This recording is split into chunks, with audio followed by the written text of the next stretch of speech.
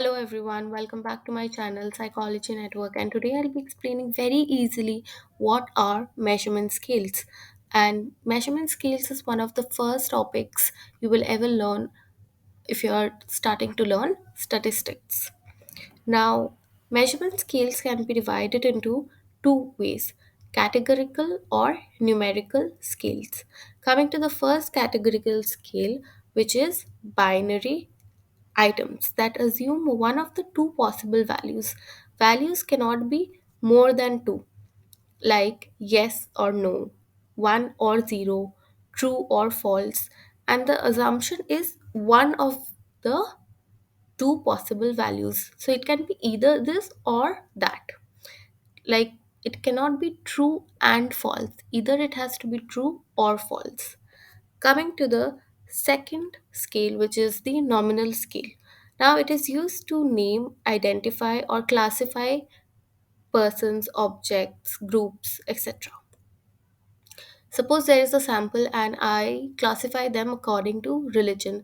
So, maybe some would be Hindu, some would be Muslim, some would be Christian, some would be Sikh. So, this was your classification.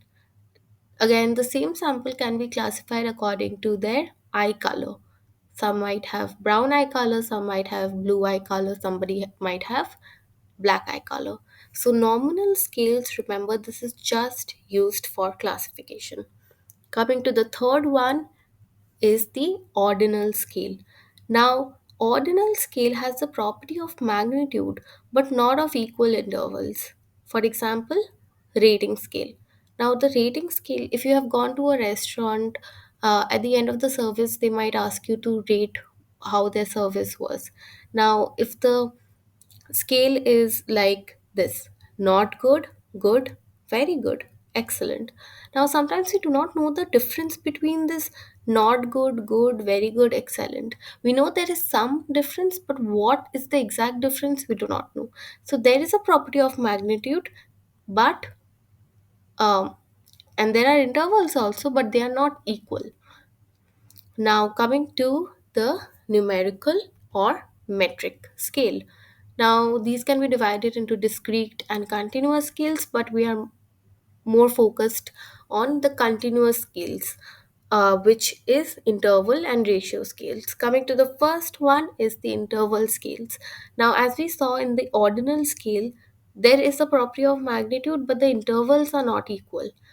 But in interval scales, the magnitudes are of equal difference. Like suppose if we take uh, intelligence quotient, IQ. If somebody has 64, 65, like it's given 64, 65, 66, 67, 18, 120, 121, like this, whatever it is, IQ has a equal magnitude of 1. It does not jump from 120 to 124. All of them have a equal magnitude, and they can be rank ordered, of course, but with an arbitrary zero. Now, I'll come to what arbitrary zero is just in a second.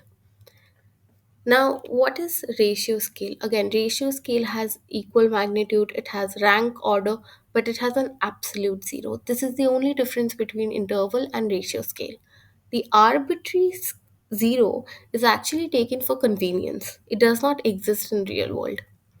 Like, what does that mean now?